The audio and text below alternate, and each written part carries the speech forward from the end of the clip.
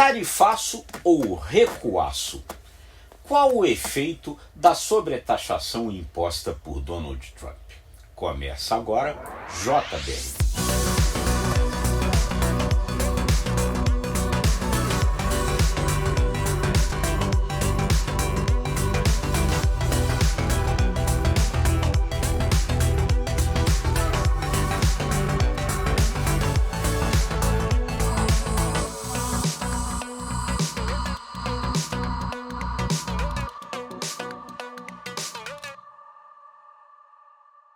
Ataque, ataque, ataque. Essa é a primeira regra de ouro que o advogado Roy Cohn ensinou ao hoje presidente dos Estados Unidos, Donald Trump.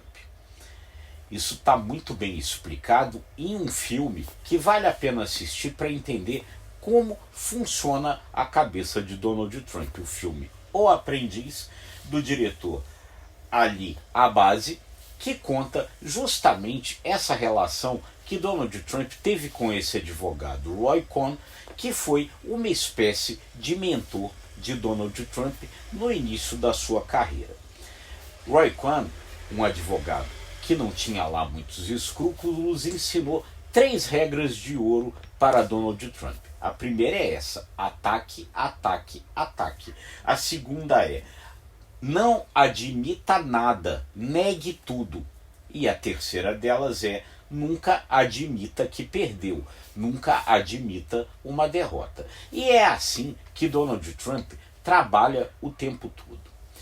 Ontem ele antecipou a sobretaxação, o tarifaço sobre os produtos brasileiros, mas apresentou uma lista com quase 700 exceções. Ou seja, na prática, os efeitos desse tarifaço na economia brasileira vão ser bem menores do que ele mesmo ameaçava. Haverá efeito sem dúvida nenhuma, mas a coisa acabou ficando bastante mais reduzida. Por quê? Por uma razão muito simples. O tarifaço sobre os produtos brasileiros ia prejudicar a economia norte-americana fortemente. Por quê? Porque, em boa parte, as importações de produtos brasileiros em vários setores são muito importantes para a economia americana. Um exemplo é a laranja nas várias etapas, laranja, suco de laranja, polpa de laranja, etc., que é usada na indústria americana de suco de laranja. Nos Estados Unidos, o consumo de suco de laranja é muito grande, é muito alto. Só que não é um consumo de laranja que você na cozinha espreme e faz o suco. É um consumo de suco de laranja industrializado.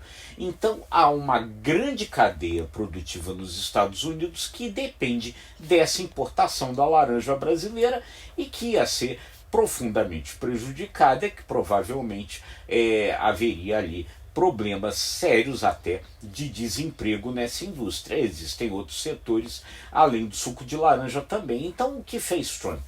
Ao fazer o tarifaço, ele tirou quase 700 produtos dessa lista. Então ali, além do suco de laranja, da laranja nas suas várias etapas, isso ficou fora da lista de produtos aí que vão ser sobretaxados: a indústria aeronáutica, a indústria de aviões e de peças de aviões, matérias-primas como celulose, como madeira, como o aço, como outros metais utilizados na produção de aço e outros minerais, etc. Ou seja, houve, na verdade, aí, em boa parte, não um tarifaço, mas um recuaço de Donald Trump. Ainda assim, isso daí não significa que não tenha havido prejuízo para a economia brasileira. Calcula-se que o tarifaço atingiu cerca de 50% dessa pauta de produtos que o Brasil exporta para os Estados Unidos.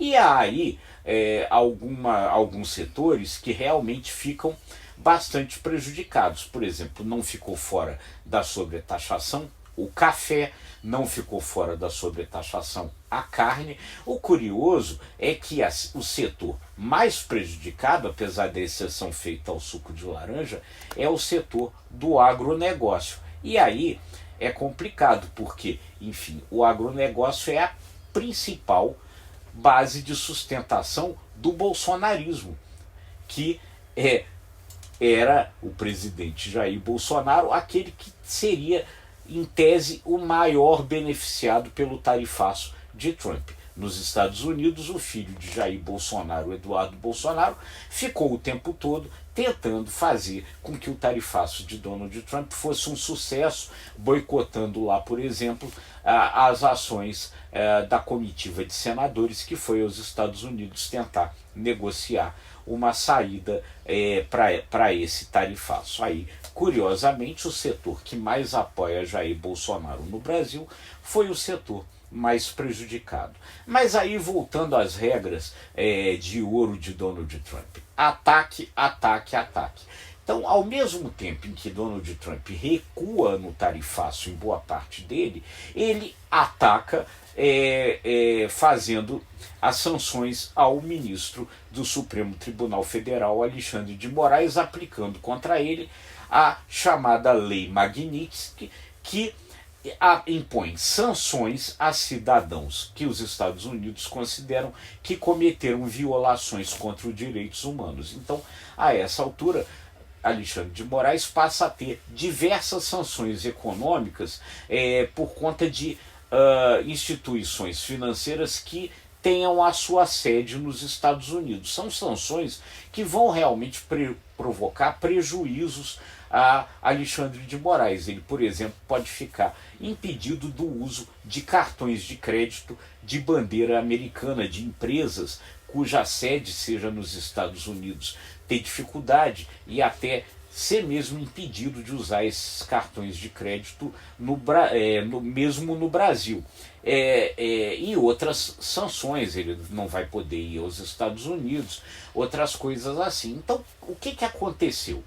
No momento em que Donald Trump viu que ele não poderia fazer o tarifaço no tamanho que ele ameaçava fazer, ele, seguindo a regra que foi ensinada por Roy Cohn, ele então ataca, produzindo então a sanção contra Alexandre de Moraes. E aí ele certamente utilizará as outras duas regras que foram ensinadas por esse advogado a ele.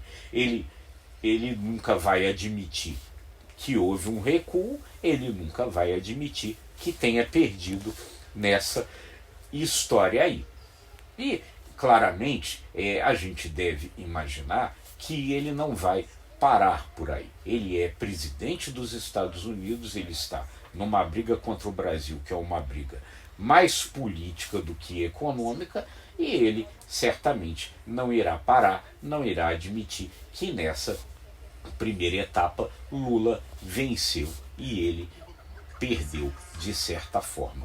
Outras sanções deverão vir aí pela frente. A gente vai estar sempre acompanhando tudo para trazer para você a melhor análise e a melhor informação, pedindo aí o seu comentário.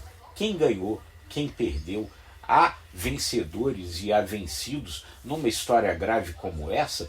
Isso daí é coisa para se lamentar ou para se comemorar? Comenta aí, a gente vai gostar de saber a sua opinião a respeito disso. Se você gostou desse conteúdo, curta, compartilhe, acesse imagemcredibilidade.com, se inscreva no ICTV e nos nossos demais canais. Muito obrigado e até a próxima.